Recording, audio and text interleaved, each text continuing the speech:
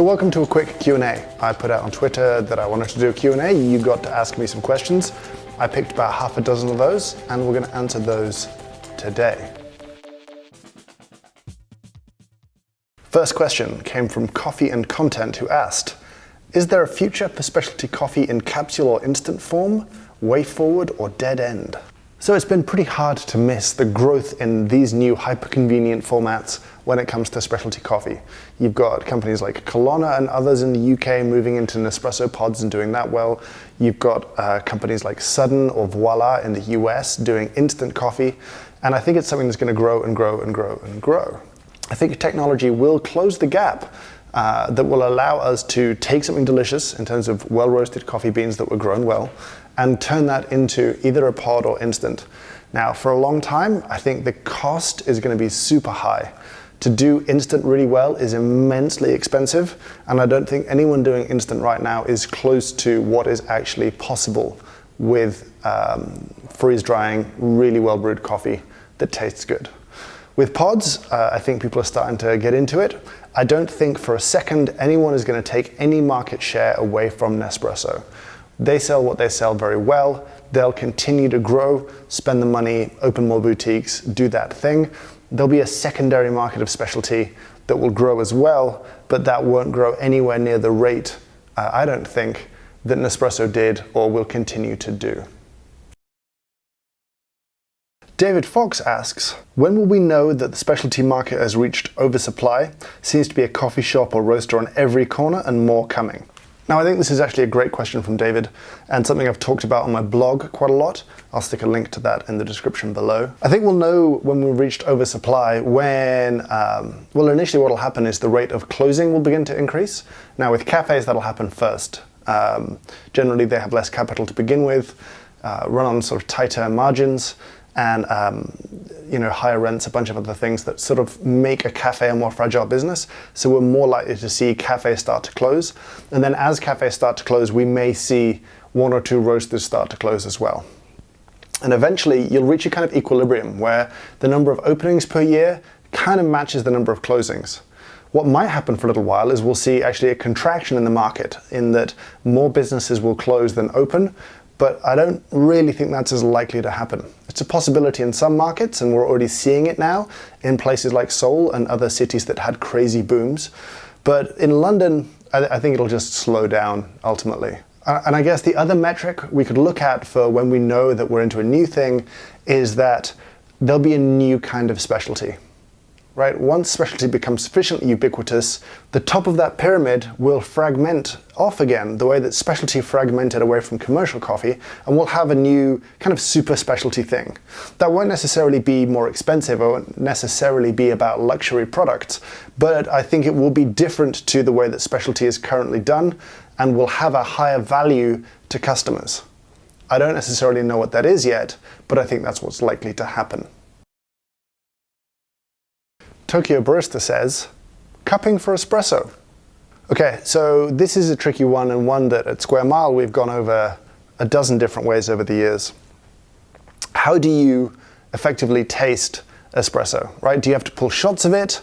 Do you have to cup it like you'd cup your drip roasts, assuming you're not doing an omni-roast thing where you try and roast everything the same? If you are roasting specifically for espresso, how is the best way to QC that? I would pretty much say cup that coffee. It is going to taste darker, but you are very quickly going to acclimatize to a table that all tastes that way.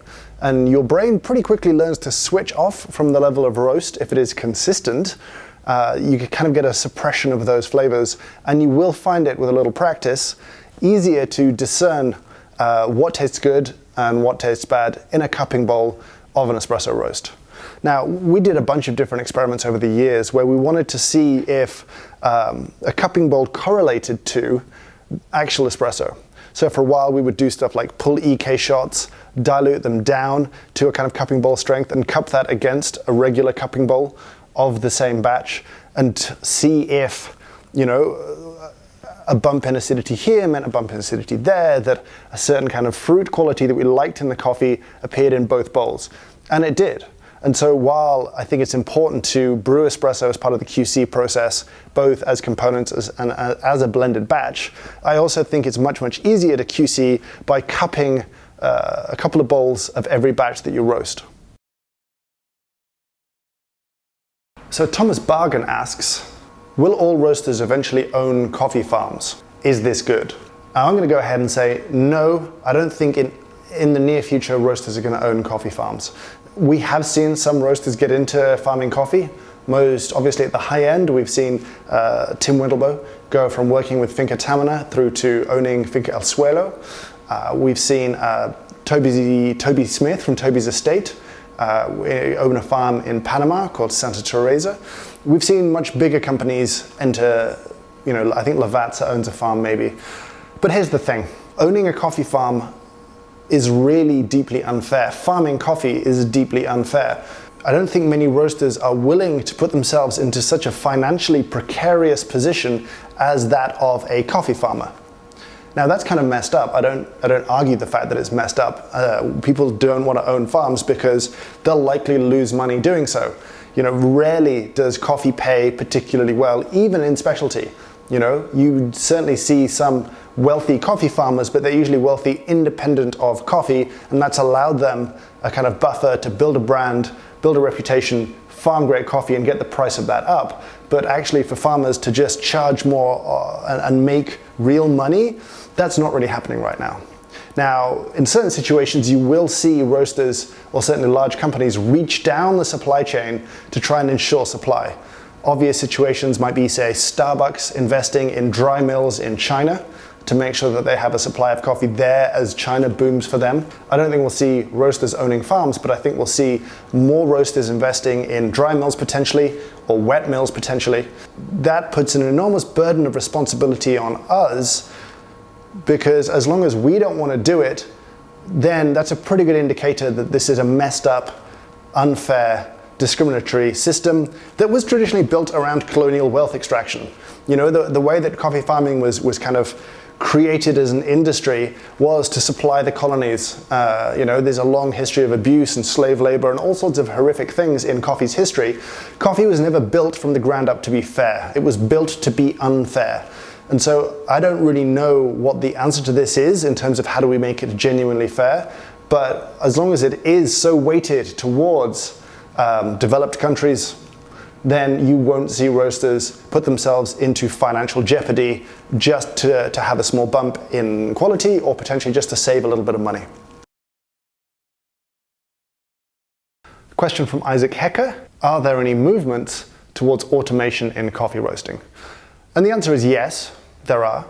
You're seeing more and more automation, and actually automation has a pretty long history in coffee roasting. Certainly much larger plants work on automation. I've been to a number of very large roasteries where roasting is done from a desk, not particularly near the roaster. Now, one of the things that I believe is going to happen is that the increase in quality in espresso machines, the fact that we now understand extraction in espresso, the fact that grinders are getting better, we're going to start to see real transparency on the quality of roasted coffee coming out of a roastery. Now, every roastery in the world struggles with absolute quality, right? Everyone agrees that roasting is incredibly difficult to be consistent with, it's incredibly difficult to do well, everyone has a bad day, everyone puts out batches they aren't entirely happy with. I'm not saying no one roasts good coffee, I'm saying there's a gap often between what we wanted to achieve with that roast and what we did achieve. Now, it still may be delicious, but we left some potential on the table. Now, by and large, many of us are working with vintage machines wherein we've pretty much adapted it to put a small temperature probe into one or two places to track that data with something like Cropster, but really that data isn't super good. You'll see lots of roasters who are able to exactly replicate a roast profile, but in doing so, the taste of the coffee will vary very slightly. This to me tells me we just don't have very good data. I understand that coffee is an agricultural product, that it's not completely uniform, but at the same time, I also believe that we could improve the data that we collect from roasters. And so as far as I'm concerned, automation isn't going to be viable or useful to specialty until we're able to collect truly valuable data from the roasting process. And that's going to be more than just sticking a thermocouple into a roaster and hoping that its contact with the beans as they tumble around in there somehow communicates accuracy about what's happening in terms of the complex chemistry inside a coffee roaster. So yes, automation is coming, but outside of the challenges of automation and potentially machine learning and a bunch of other stuff, really the challenge to solve first is accurate data collection. We just don't really know what's happening in a roaster still.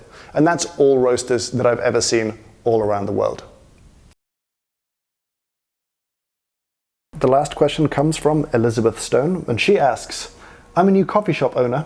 My question is to keep it simple or give selections. I'm a big believer in keeping it simple. There's a few different reasons for this. You know, if you read The Paradox of Choice, that's a pretty great explainer of why I think minimal choices are a good thing. You're more likely to be happy with your choice from a small selection than you would be from a very large selection. You have more buyer's remorse when you pick from a larger selection. Now, the other challenge is if you start with a wide selection and you end up with something that maybe doesn't sell as well as you want it to, you're going to have to delist that product. Now, it might be a size. You might have started selling a larger beverage and you want to kind of get rid of that size. Or it might be a drink, or it might be something else. When you take something away, that's a challenge because you have to explain why you took it away. Because there is going to be an audience for that already likes that thing. There may not be enough of them, but there are some people that like it. And when you take it away, if you don't get the language right, you can make them feel stupid. We saw this often in London when people sort of moved away from the larger drink sizes. A lot of the explanation about why they didn't do 16 ounces, like really big drinks, was that they didn't like the taste of them, they weren't proud to serve them. And if you had bought that drink from that business before, then they were saying, oh, we sold you something that we think was bad. And we think, to some extent, you were foolish to buy that thing. So people get quite upset when you take something away. It's much harder to take things away than it is to carefully add them. And again, as a new owner, you want to make sure that you have a minimal number of things to QC and worry about.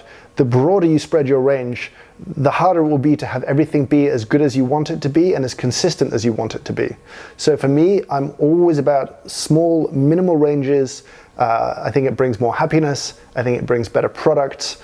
And I think it's a better business strategy. Seems kind of obvious, but if your range is small, everything has to be excellent. So there you go. That's today's Q&A. If you enjoyed it, give it a like. If you want me to do another one, leave some questions in the comments, and I'll look at them and maybe do another Q&A soon. Thanks so much for watching. Have a good day.